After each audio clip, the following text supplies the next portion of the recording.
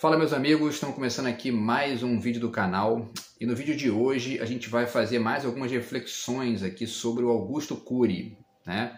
A gente falou sobre ele no vídeo de quinta-feira, sobre um livro dele, né, sobre a corrupção, e acabou que a gente, enfim, refletiu mais alguns pontos ali da obra dele, falou de outros detalhes ali das ideias dele.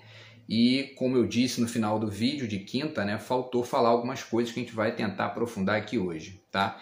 E aí no vídeo de sexta a gente falou sobre o Bolsonaro, né, sobre esse momento conturbado aí com várias acusações do Bolsonaro, tá? E ficou no meio desses dois vídeos então do Augusto Cury. E aí só para finalizar aqui esses pontos prévios, né, ao nosso tema aqui de hoje, no vídeo de amanhã vou trazer um vídeo especial para vocês, porque é o meu aniversário amanhã, né? E aí eu vou trazer um vídeo especial para vocês falando de uns livros que eu comprei agora nos últimos 2 meses, né? Porque aquela coisa, entrou uma graninha extra e a gente compra livro, né? E eu vou trazer para vocês aqui essas novidades e dar umas dicas e falar algumas coisas sobre os livros, tá? Então é isso, voltemos aqui ao tema do vídeo de hoje, que é o Augusto Cury, tá? Eu intitulei o vídeo, né, como vocês viram aí, mais alguns pontos sobre o moralismo do Augusto Cury. E a gente vai falar um pouco aqui sobre essa questão, tá? Dar alguns detalhes aqui que eu acho importante para situar, né, a posição dele nesse meio dos livros e ao mesmo tempo ali daquilo que ele exercita, né, na literatura dele ou enfim, nos textos dele, né? Porque também a gente tem que pensar se isso serve, se isso cabe no conceito de literatura ou não, né?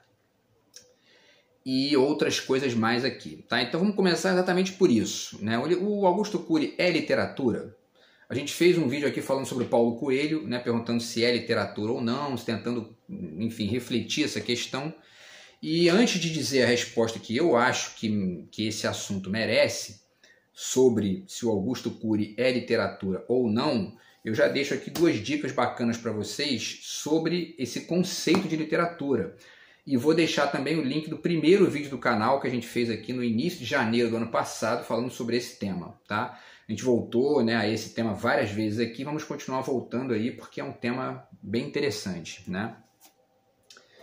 Então o primeiro livro é esse aqui, História, Ficção e Literatura, do Luiz Costa Lima, pesquisador brasileiro. Tá? Um livro fantástico, no qual ele reflete esses 3 conceitos, né, de história, ficção e literatura, e faz várias conexões reflexivas entre eles, tá? Ajuda bastante a entender aí uma parte dessa questão, tá? E um outro livro bacana sobre isso também é esse livro aqui da Marisa Lajolo, Literatura, Ontem, Hoje e Amanhã, tá? Também é um livro muito legal. Eu li esse livro no ano passado, finalzinho do ano passado, ótimo livro, e também ajuda a pensar isso aí, tá? E eu fiz também alguns vídeos sobre arte aqui no canal, quem quiser procurar aí também ajuda a entender um pouquinho essas diferenças. A questão é a seguinte, existe um conceito de literatura, a literatura existe, né, há muito tempo, mas o conceito de literatura ele é mais próximo ali do iluminismo, né, e perto do romantismo, tá? Esse conceito não existia entre os gregos, por exemplo, Aristóteles fala disso, né, na Poética. O fato é o seguinte, para a gente minimizar essa questão aqui, porque o tema é outro, né? A gente chega numa ideia de literatura que é a literatura moderna, né? Que é uma extensão da ideia dos românticos alemães, da literatura como poesia, como criação, como originalidade, genialidade do texto, né? E aí, obviamente, que você vai fazer várias distinções. Você vai dizer, isso aqui é uma coisa genial, isso aqui é uma coisa original, isso aqui é uma coisa poética, isso aqui não, né?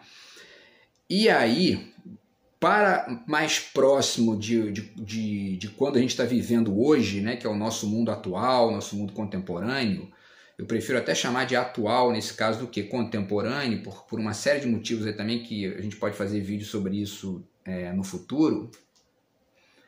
Mas o fato é o seguinte, esse conceito de literatura ele se expandiu, né, de maneira quase que universal, ele foi quase que universalizado para tudo que é produzido em texto, né? Essa é uma tendência pós-moderna, né? E ao mesmo tempo em certos vieses, a gente pode chamar de contemporânea também, de, enfim, classificar como literatura tudo aquilo que se coloca como texto, né? A Marisa Lajolo fala um pouco disso. e a gente teve inclusive, tem vários casos que demonstram isso, né? O Bob Dylan vencendo o Nobel de Literatura, agora o Maurício de Souza concorrendo a uma cadeira na ABL por conta do seu trabalho com os quadrinhos.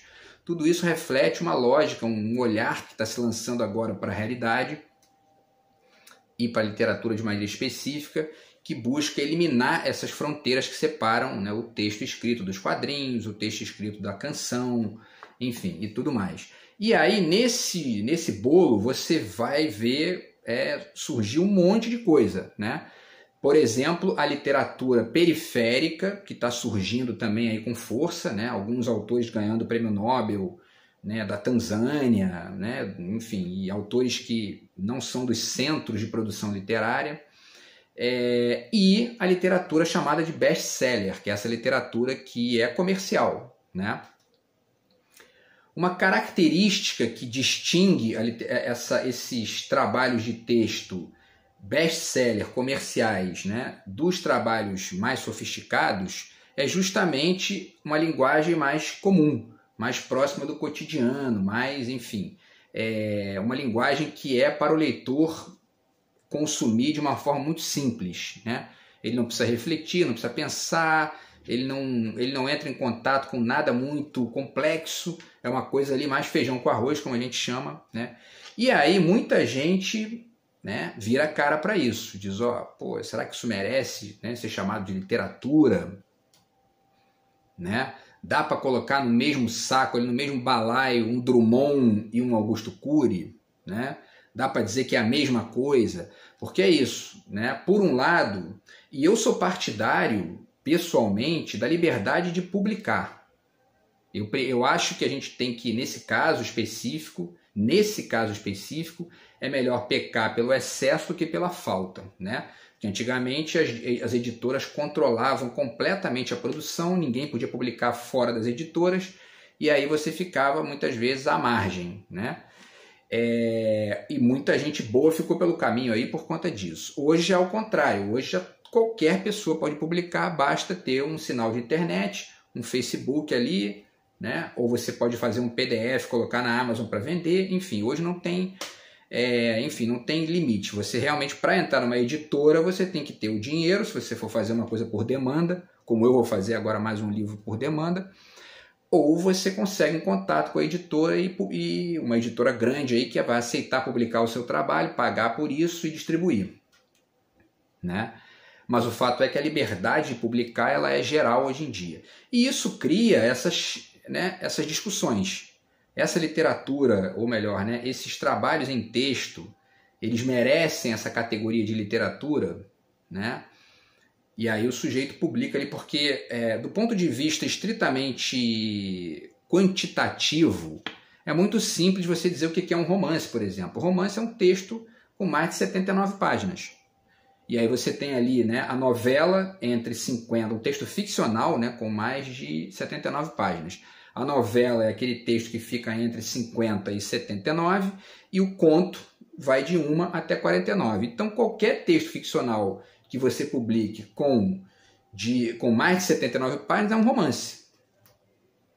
E aí muita gente diz, bom, então se é um romance é literatura, porque romance é uma categoria da literatura. A questão é que quando você começa a estudar mais, a entender melhor, a aprofundar mais, né, e perceber as sutilezas, né, as complexidades daquele texto, você começa a ver que existem outros referentes que podem ser usados para analisar aquilo, né? E aí você esbarra, na verdade, né, com esses conceitos de literatura conforme eles foram se modificando. E não, a gente não tem que aceitar de maneira acrítica, né, só porque essa ideia da literatura pós-moderna ou atual, ela reza que a gente tem que achar qualquer texto de literatura, não é por isso que a gente tem que seguir isso. A gente pode estabelecer distinções aqui, né, e ponderar essas coisas, né? E a Patrícia Mello fez um romance, eu mostrei para vocês aqui, né, chamado Elogio da Mentira, que é muito interessante e que fala justamente de maneira crítica sobre esse mundo dos best-sellers, né, dessa literatura feijão com arroz que é vendida, né, que é produzida, né, vamos dizer assim, para vender, né? E ela é aquela coisa que agrada ao consumidor, né? Então o consumidor quer, todo mundo quer uma coisinha fácil, e aí você produz um monte de coisa fácil, milhões, o Augusto Cury tem 25 milhões de livros vendidos, né? E aí tem uma corrente de pessoas que diz, não, isso aí pô, é assim mesmo, as pessoas são assim, gostam disso e tá tudo certo, né? Já tem outras que vão ponderar, por exemplo, os efeitos problemáticos disso no âmbito da cognição das pessoas, né? Porque quanto mais você vai tendo acesso ali só a coisas que você já conhece, você vai ficando com seu horizonte intelectual, com seu horizonte ali de conhecimento mais restrito, né? Então essa é uma crítica que se faz à literatura comercial. O fato é que a partir de uma perspectiva, para a gente finalizar esse ponto aqui, a partir de uma perspectiva uma perspectiva moderna, do conceito de literatura moderna, o Augusto Cury não é literatura. Do ponto de vista de uma perspectiva mais contemporânea, mais pós-moderna, né, ele acaba sendo classificado porque qualquer coisa é literatura, basta publicar, né? E aí fica uma coisa meio, né? Porque se qualquer coisa é literatura, né? Será que a gente pode dizer que nada é literatura? Né? Vale pensar isso aí também, tá? Isso é um ponto. Tá? Agora, e aí eu acho interessante também, só para finalizar, né, deixar com vocês a dica aqui, mais uma vez, desse filme, né, O Cidadão Ilustre, daqui eu comprei o DVD, né, que o discurso inicial dele é um cara que ganha o Nobel de Literatura, e aí ele diz, né, tem um momento que ele chega e fala, no início, né, no discurso dele de premiação lá e tal, ele diz que aquele prêmio é uma espécie de, enfim, né, de derrocada, né, da produção dele, porque ele chega num limite que ele não tem mais para onde ir, né, por conta daquele prêmio ser o máximo. E de certa forma, esses autores que vendem milhões de livros, né, e acabam reproduzindo a mesma fórmula para continuar vendendo, eles funcionam mais ou menos da mesma maneira, só que não num nível de sofisticação de um Nobel, né? Mas nesse nível aí do seguinte, ó, achei a fórmula, né, vou ficar repetindo isso aqui com títulos diferentes e vou ficar vendendo milhões de livros aqui e pronto. Não produz nada de novo, nada de diferente, né? E a coisa não ganha complexidade, tá? Voltando aos temas que a gente falou no vídeo anterior, tá? O Augusto Cury faz uma conexão entre inteligência e emoção que é muito ingênua, né? É uma coisa sem pé nem cabeça. Na verdade, ele trabalha com a ideia, que é uma ideia muito comum dessa galera das ciências psi, né? Que foi uma coisa que eu falei no vídeo também, psiquiatria, psicanálise, psicologias de todas as ordens e tal, que é a de trabalhar com essa ideia de saúde mental, né? Como se houvesse um ponto de equilíbrio ideal, né? E que fosse necessário e importante para todo mundo. E aí quem são os pastores dessa ideia, né, de ideal de equilíbrio? São eles, os profissionais psi, que estão ali para te ajudar, estão ali para, né, para resolver a sua vida, exatamente como Bispo Macedo, exatamente como Jim Jones, exatamente como todos esses pastores aí que a gente viu pela história, né? E aí o Augusto Cury, por conta dessa conexão dele com esse tipo de estrutura de pensamento ali, essa base que norteia as ideias dele, ele fica com essa ideia de que a inteligência ideal é aquela que administra as emoções, né? Isso é de uma ingenuidade, de uma limitação assim, violenta, né? Deixo aqui algumas referências bacanas para vocês sobre isso, tá? O Mestre Ignorante, livro do Jacques Rancière, tá? E uma reflexão também do Agamben sobre o conceito de gênios nesse livro aqui, Profanações, tá bom? Porque trabalha com essa noção de inteligência. E aí, esse é um ponto, né? E vale pensar também no conceito de emoção, no conceito de sentimento, essas ideias mais amplas que o romantismo trouxe à tona, né, e elaborou de uma forma muito complexa e rica. Deixo aqui 3 dicas para vocês sobre isso. O Conceito de Crítica de Arte no Romantismo Alemão, do Walter Benjamin, grande livro, tá? Esse livro aqui do Pedro Duarte, Estilo do Tempo, Romantismo e Estética Moderna, grande livro também, tá? Pedro Duarte é um pesquisador brasileiro, carioca, e esse livro aqui, As Origens do Inconsciente, do Matt Fitch, tá? Também muito interessante esse livro, bom pra caramba, sobre os 3 livros sobre a produção do romantismo alemão, né?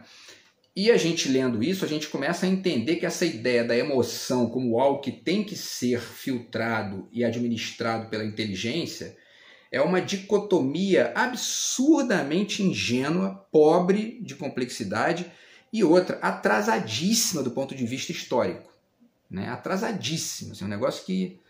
né, isso aí, os românticos alemães produziram isso no final do século, ali, né, na virada do século XVIII para o século XIX. Quer dizer, nós temos mais de 200 anos que isso não tem mais nenhum tipo de validade.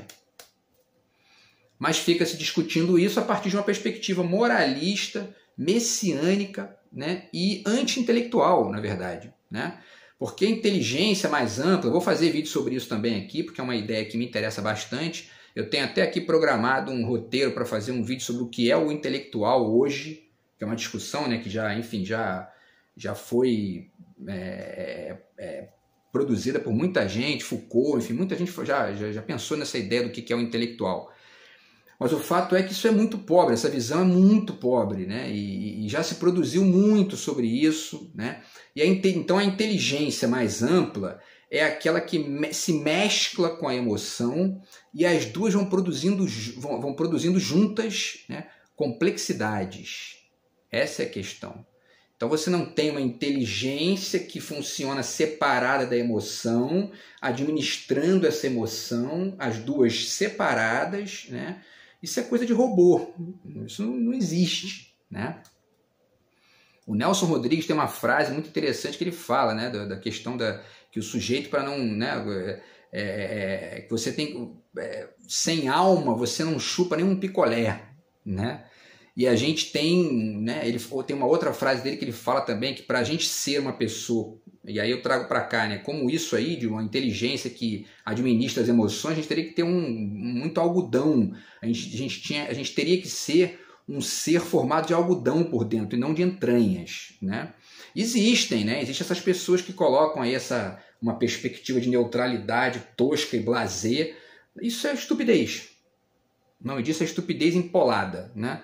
Então, assim, porque no fundo essa pessoa se incomoda com um monte de coisa, mas não diz, né? Não fala, prefere ali fingir que, né?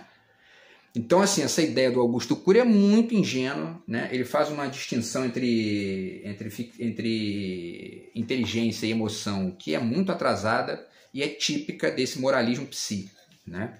Finalizo aqui, na verdade, com uma dica de um conto meu que está nesse livro aqui, tá? Essa coletânea de contos aqui e crônicas que ganhou um prêmio na Universidade Federal do Espírito Santo, que é um texto de 2014 e está na internet em PDF, tá? O conto chama-se Película. Na verdade não é nenhuma reflexão profunda, é mais um conto ali brincando com essa ideia da pele, do filme, tá? Então vale a pena deixar aqui também para vocês essa dica. E aí, como eu estou falando aqui de inteligência, né, vale ainda ponderar o seguinte, né? O Edgar Morin tem uma obra fantástica na qual ele reflete essa ideia de complexidade, que é uma ideia muito mais ampla do que essas tosqueiras que distinguem inteligência de emoção e que ficam vomitando ali roteirinho para a vida pessoal dos outros, tá? Tá aqui, ó, Introdução ao Pensamento Complexo, do Edgar Morin, que eu também ainda não consegui terminar de ler esse livro, mas eu vou terminar, já está aqui quase no final, tá? Ele tem vários livros sobre esse tema, e A Cabeça Bem Feita, que também é um livro muito bacana, que eu já li também, já trabalhei com as alunas de pedagogia, inclusive, é um livro fantástico do Edgar Morin, tá? E uma outra coisa bacana desse conceito de complexidade do Morin, e que do meu ponto de vista o coloca numa posição radicalmente superior a todas essas ciências psi, é que ele não fica ali citando nada que rotule as pessoas, né? Ele está falando de um tipo de ferramenta que você pode utilizar para poder ampliar o teu conhecimento, mas ele não fica dizendo que você é isso, se você for por ali, ou se você é aquilo. né? Ele não está nesse julgamento pessoal, patético, né? E pobre de complexidade, que é isso, né? Enfim, e a gente vai ver aqui mais alguns exemplos do quanto que é isso, né? Então, essa ideia dele de inteligência multifocal, no fundo, acaba recaindo nesse moralismo da vida cotidiana e tal. E ele fala também em gestão da emoção, que é essa apropriação, né, pobre que ele faz aí da nomenclatura de mercado, né, e que no fundo coloca ele numa posição também radicalmente aí adequada, né, a esses discursos da moda, né? Desenvolvimento emocional e blá blá blá, né? Então, continuando, né? E aí eles estabelecem, como já falei no vídeo anterior, eles estabelecem, né, uma ideia de desenvolvimento emocional. O Piaget comete esse erro também, né? E aí, aliás, todos eles, né? Eu citei o Piaget porque eu lembrei do desenvolvimento, porque ele é da psicologia do desenvolvimento, né? E aí eles estabelecem uma ideia de desenvolvimento emocional, né? Quem não tiver nesse desenvolvimento emocional, eles diagnosticam como pessoa com problema, e eles que criaram o rótulo têm a solução para o seu problema. Olha que legal, né? Olha que lindo, que maravilhoso, né? E eles ganharam um poder discursivo violento. Hoje em dia tem instâncias que você não funciona sem essa gente, né? O que é um negócio assim, arbitrário e atrasado, né, quando a gente acessa a filosofia de maneira mais ampla, tá? E aí, então, enfim, né, e tudo isso é potencialmente gerador de rótulos, isso empobrece a visão sobre as pessoas, isso cria problema para as pessoas.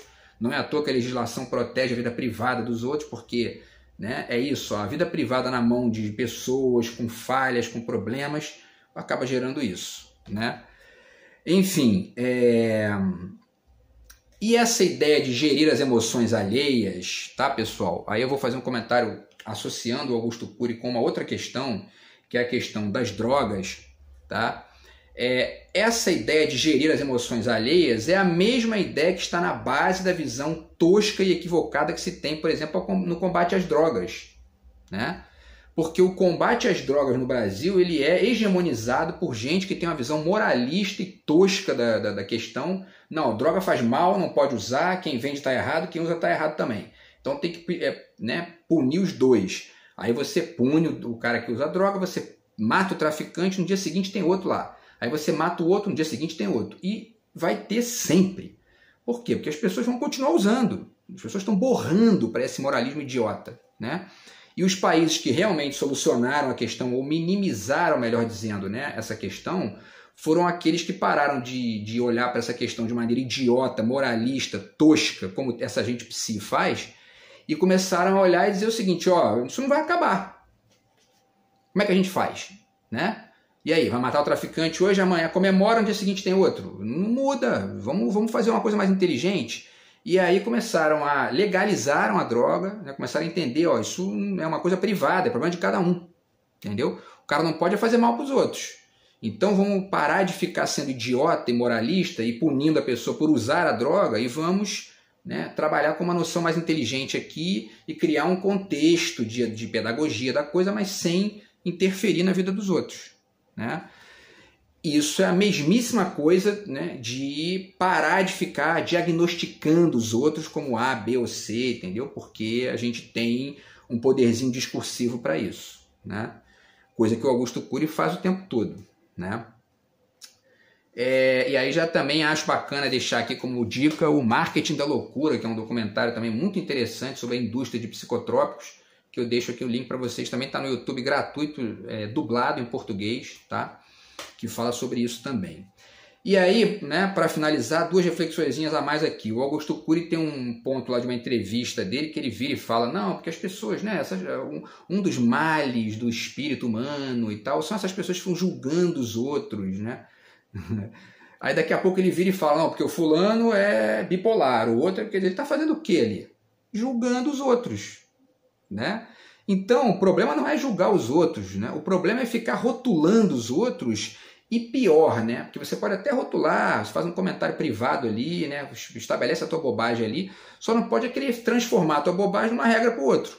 Uma regra definitiva ali, institucional, entendeu? Punitiva, que aí você é o quê? Um imbecil, né? Do ponto de vista histórico é isso, tá? E aí ele usa essas expressões médico da alma, né? Enfim, né? Ingenuidade. Deixo aqui a dica do conto do Guy de Maupassant, Carta de um Louco, que é um conto fantástico, né? Aqui tá contos fantásticos e é fantástico mesmo, nos dois sentidos, né? E que bota por terra essas visõezinhas toscas aí, entendeu? E que tem que ser abandonadas por qualquer mentalidade que se pretenda mais contemporânea de fato, né? E aí, pessoal, para finalizar, né, eles, né, inclusive, parêntese aqui, né, tem essa palavrinha engraçada, consultório, né, que eles chamam de consultório. Eu acho que um dos melhores consultórios que existem é o dicionário, né, que você pode consultar, né, para não ser tosco a esse ponto aí de ficar rotulando os outros, né? Você amplia a tua visão de mundo através do consultório, né, que é um grande exercício de ler o dicionário, ler os dicionários, né? Já falei deles aqui num vídeo anterior, tá? E aí, pessoal, para finalizar, tem aquela coisa do código da inteligência, né? Que vale a pena aprofundar um pouquinho aqui também, que é esse livro dele, que é um sucesso de vendas, né? E um fracasso do ponto de vista do conceito, né? Porque, enfim... E aí, assim, por quê? Porque, na verdade, o que é inteligente de fato, né, é você não ficar trabalhando com códigos, né? Porque o código é, na verdade, um rótulo. O código é um rótulo, né? Querem um exemplo de como isso já está atrasado, né, na história do pensamento? Deixo para vocês aqui duas dicas, tá? O Gilles Deleuze, o que é filosofia, que isso aqui é um trabalho da década de, se não me engano, da década de 80. Isso aqui já tem mais de 30 anos. E ele pondera aqui a necessidade mesmo, do ponto de vista da complexidade, de começar a pensar os conceitos de uma forma mais expressionista, que ele chama, né? Ele está tentando fugir daquela coisa do conceito como algo que define a coisa, né? O Mário Quintana tem um verso fantástico que ele diz: uma definição define apenas os definidores, né? Essa é a questão. E o Deleuze sabe disso, sabia disso, né? E não entra nesse barato de achar que inteligência é código. Inteligência não é código, pelo contrário. Inteligência é um exercício de complexidade pautado por extensões e corte, já fiz aqui vídeo sobre isso, né? E com todo cuidado para essas coisas não se cristalizarem, né? Especialmente quando você lida com a vida privada de alguém, né? Porque aí você está, na verdade, ali fazendo o quê? Você está atacando a pessoa, né? Com um rótulo, está definindo ali, né, uma série de tosqueiras em relação à pessoa, e é isso que o Augusto Cury faz. Quando ele fica aquele papinho furado, fulano é bipolar, o outro entendeu? Né? Quer dizer, isso é um negócio que tem que ser abandonado por qualquer mentalidade mais ampla, né? E a última dica do vídeo de hoje é esse livro aqui do Agamben, que eu já falei várias vezes também, tá? O Meio Sem Fim, certo? Que são notas sobre a política. Ele tem um texto aqui que ele fala sobre a linguagem como gíria, que também deveria, né, o Augusto Cury deveria ler isso aqui, né? E todos esses psi deveriam ler isso aqui também, entendeu? Para quê? Né? Para poder entender, na verdade, que esses significados cristalizados em códigos, dou exemplos aqui: delírio, superego, interpretação, né? Enfim, uma série de tosqueiras aí, vistas como códigos, né? Tem que ser abandonados. Por quê? Porque a linguagem é muito mais complexa que isso. As pessoas são muito mais complexas que isso, e isso, em diálogo com o que tem sido produzido de mais amplo na história da filosofia, não se sustenta. Da ciência também, né? Tá? Então eu achei que faltaram fazer essas reflexões sobre o Augusto Cury no vídeo anterior, e estou trazendo para vocês aqui nesse vídeo de hoje com essas referências, tá? Então, eventualmente a gente volta aí no futuro a esse tema de novo. Mas o fato é que eu acho importante ponderar isso aqui, porque é um cara que vende muito livro aí, influencia muita gente, com uma visão que é das mais atrasadas, né? E a gente vai se falando aí, tá, pessoal? E se fala nos próximos vídeos do canal. Amanhã tem um vídeo especial, tá? Com dicas literárias aqui, livros novos que eu adquiri nos últimos 2 meses aqui, e é meu aniversário, então a gente vai conversar amanhã um pouquinho mais sobre isso, beleza? Grande abraço aí, tamo junto, fui!